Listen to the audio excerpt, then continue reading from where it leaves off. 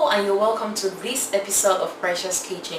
Today we will be making a Cameroonian meal called Mbongo Tchobi. Mbongo Tchobi is a black spicy stew. It really looks black, trust me, but it is so delicious. So I'll show you what we need and we can get started with the cooking.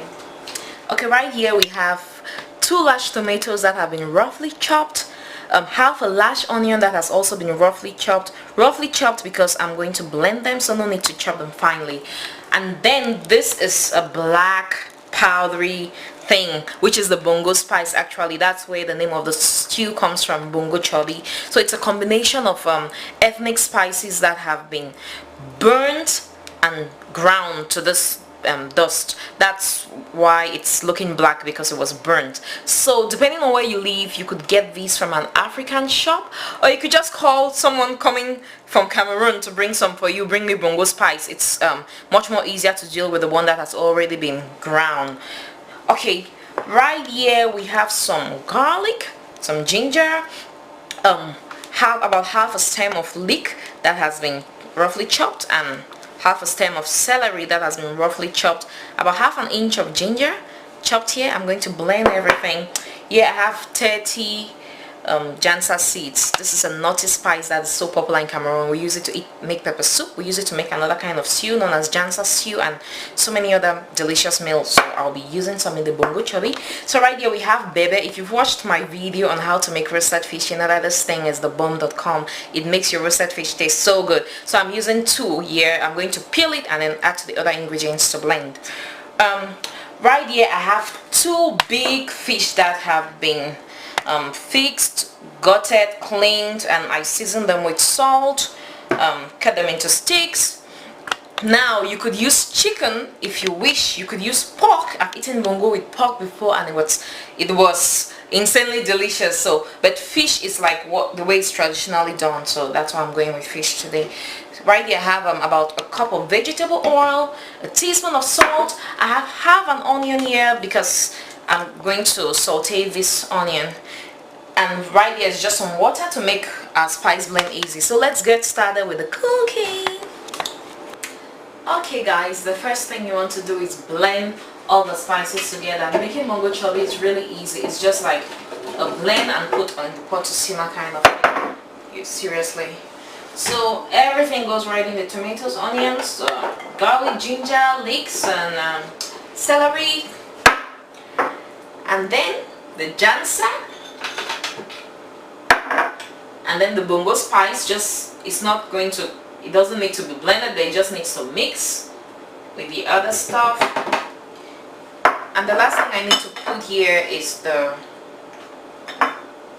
this one, Pebe. That's how we call it in Cameroon. It's known as Ehuru in Nigeria, I think. African nutmeg is another name for it. So I'll just peel it and add in there.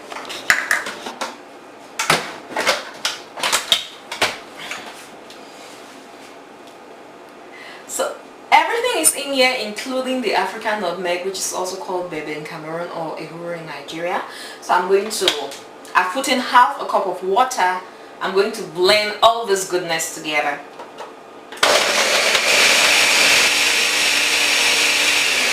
Okay. So everything is blended. In case you're wondering, I used 4 teaspoons of the Mbongo spice. I just noticed that I didn't say that at the beginning. So I'm putting, now everything is blended and it looks so black. That's the spice, and Mbongo has to be black, you know. So everything is going right on top of the fish. My salted fish all goes on top of the fish. So I'm just going to mix it to make sure that, you know, it covers that. Oh my god, it smells so good. It may not look the best to you, but it smells amazing. And if you're used to this won't look strange to you at all. You know, this is like a black stew. So all of them, you stay here, and you can leave this to marinate for up to 30 minutes if you want, or even longer if you want. But I'm a fast chick, so I don't have 30 minutes to wait for that, but I'll leave it there for a couple of minutes while I make the sauce. Alright guys, I have my pot on medium high. I'll put in the vegetable oil. That's about 3/4 of a cup. Now, I didn't show you guys this. My Bombi brain is really putting me in trouble. This is a little bit of white pepper. It's not a compulsory ingredient, but I love white pepper with like so many things. So I'm going to put a little bit in there. And then I have one pepper, Scotch bonnet pepper. I'll just drop it in the whole because I don't want the whole pot to be spicy. So, I'm going to chop my onions. Come on, onions. Oh my god. Uh-oh. Come now, come to mommy. Come to mommy. Come to me. This onion decided to misbehave today. Maybe I wanted to show them my onion cooking skill.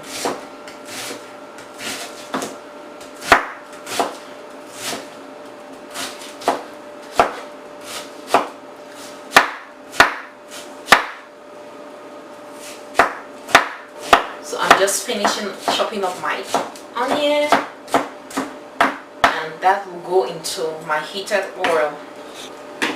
So guys, my oil has heated up.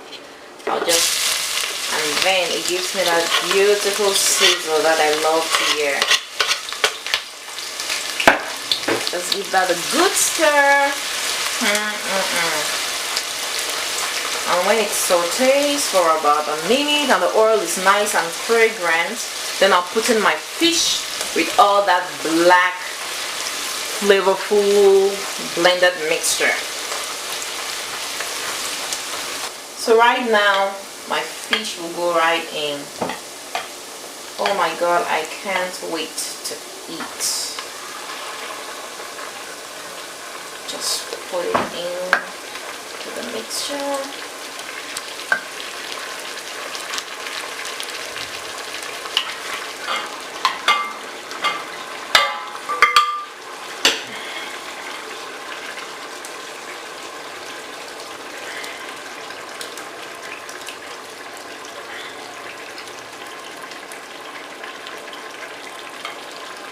Okay, then about a teaspoon of salt, then some seasoning cubes, aka Maggi. Oh no.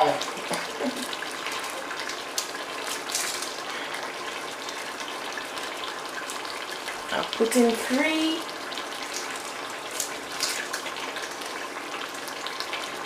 And then guys, my white pepper. So I'm just using my pepper grinder here to put in some freshly ground white pepper. I just love white pepper like so much. Okay. And then my hot pepper. And then I'll just like give this a little mix just to make sure that everything is at the same level.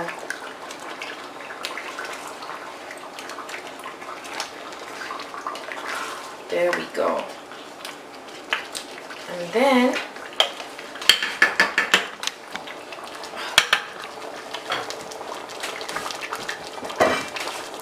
so I'll cover the pot right now and I'll let it cook for about 10 to 15 minutes and I'll show you what it looks like. So guys, this has been cooking for about 12 minutes. Look at that. So I'm just going to give it a taste to know if the seasoning is perfect. So it could use a little bit more salt, which I'm going to add. And then this is when you also want to make sure that the thickness is suitable for you. If you want it lighter, you could add more water, but I think it's just perfect right now because as it cooks further, it's going to dry out a little bit and it will be the perfect consistency for me. So I'll leave it to cook again for 5 minutes and then our fish will be perfectly ready and it will be so tasty, and I'll show you what it looks like. My Mbongo Tchobi is all done, so I'm going to go right in and show you what it looks like and taste it. Now, you could eat this with some boiled plantains or boiled yams or bobolo, which is like cassava that has been cooked in a particular way in Cameroon. But I'm having it today with boiled yam because I just love them. So I'll get some yam first, which I bought earlier on, and then come here to this baby, get a good piece of fish with it. Oh my goodness, it looks so good. So guys, let's go back. Now I have some chopped green onions here. You do not have to do this, but I like using it as a garnish to like brighten it up a little bit. So you could just take a few of these, you sprinkle on top, and now it's tasting time.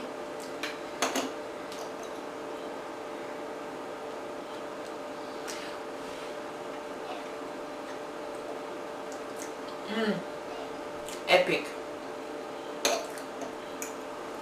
Grab that fish.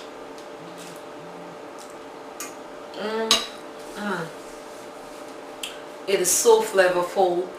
It's a spicy, earthy, nutty. It's just so good. You really have to make this. Thank you so much for watching, and see you in the next video. Just as a reminder, all my recipes are on my blog preciouscore.com, so you could check for the written recipe in case everything was so overwhelming for you. So I have everything written there for you. Thank you so much, and see you.